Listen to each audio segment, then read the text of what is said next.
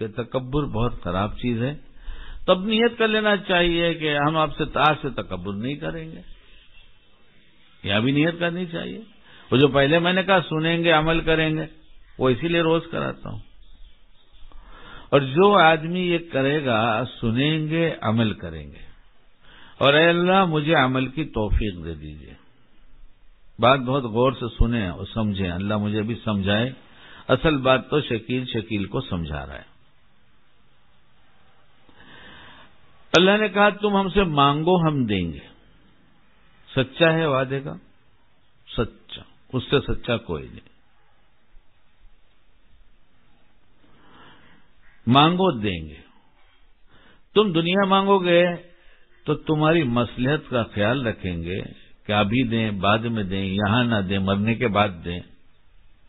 چونکہ وعدہ کر رکھا ہے مانگو دیں گے، اس لیے ہم دیں گے ضرور، لیکن دنیا میں تمہاری مصلحت کا خیال رکھیں گے. جیسے ہر آدمی چاہے کہ ہم کروڑپتی بن جائیں، چاہتا تو ہر ایک ہے، اور ہمارے پاس شاندار فلیٹ ہو جائے، شاندار گاڑی ہو جائے، تو صبح بھنگی جھاڑو لگانے کیوں آئے گا؟ یہ کچرا اٹھانے والی جو گاڑیاں گھوم رہی ہیں کیوں ہمارا کچرا لے کے جائیں گے؟ کام والی ہمارے گھر کیوں آئے گی؟ جب سب کروڑپتی ارب پتی ہو گئے، سب کی چاہتے اللہ نے دنیا میں پوری کر دیا، تو کون کس کے دروازے پر جائے گا؟ اس میں تو مصلحت کا خیال رکھیں گے. کسی کو کچھ دیں گے، کسی کو کچھ دیں گے، کم دیں گے، زیادہ دیں گے.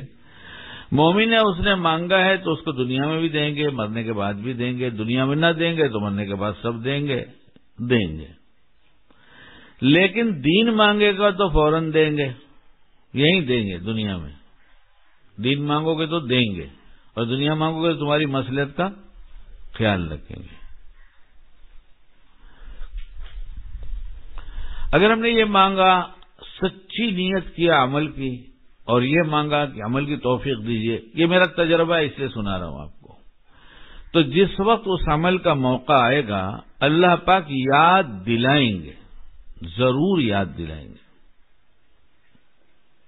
کہ اس وقت یہ عمل ہے. کوئی آدمی کہے کہ مجھے فجر کی نماز اللہ پاک پڑھائیے، تو اللہ جگائیں گے. اب پڑھنا نہ پڑھنا آپ کا کام، یہ جگہ دینا، پڑھنے کے لیے تیار کر دینا کہ تم کو ہم نے جگہ دیا. لیکن یہی ساتھ ساتھ یہ ہوتا ہے کہ نفس شیطان ساتھ میں آتا ہے، کہتا ہے ابھی بہت وقت ہے، تھوڑا سو جاؤ. اللہ نے پہلے کہا اٹھ جاؤ، شیطان نے بعد میں کہا سو جاؤ. اللہ کی نہیں مانا، شیطان کی مانا تو جماعت بھی گئی اور نماز بھی جاتی ہے. اور جس نے فجر کی نماز چھوڑ دیا اس کا تو سب لٹ جائے گا، کچھ بچنے والا نہیں، کچھ بچے گا نہیں. اس لیے کہہ رہا ہوں کہ اللہ کے سچے رسول صلی اللہ علیہ وسلم کی حدیث کا مطلب یہ ہے کہ اللہ کہتا میری کوئی ذمہ داری نہیں. جس نے نماز چھوڑ دیا ہے نا بھائی، کتاب میں بات ہے نا، اس نے نماز چھوڑ دیا تو اللہ نے کہا میری کوئی ذمہ داری نہیں. اور نفس شیطان دونوں بالکل تیار ہیں اچک لینے کے لیے. تو کیا دعا ہے؟ وَلَا تَكِلْنِي إِلَى نَفْسِي طَرْفَةَ عَيْنٍ. پلک جھپکنے کے برابر بھی نفس کے حوالے مت کیجیے. تو اس سے کئی مضمون ہوتا ہے. ایک تو کہ یہ اتنی دیر بھی غافل نہیں رہتا، یہ اپنا وار کرے گا ضرور. پھر دوسرے اس کا نقصان بہت بڑا ہوگا جب اس کا قابو چل جائے گا تو اس کی چالیں. اور یہاں اللہ نے ہاتھ ہٹا لیا، اس کا سب سے بڑا محافظ اللہ تعالی. تو جب بندے پر سے ہاتھ ہٹا لیا تو شیطان اچک لے گا نہیں، اچک لے گا. اس لیے نماز کے چھوڑنے والے جن کے گھروں میں آج آگ نہیں لگی ہے، کل ان کے گھر میں آگ لگے گی، ان کے دل پھٹیں گے، ان کے دلوں میں آگ لگے گی.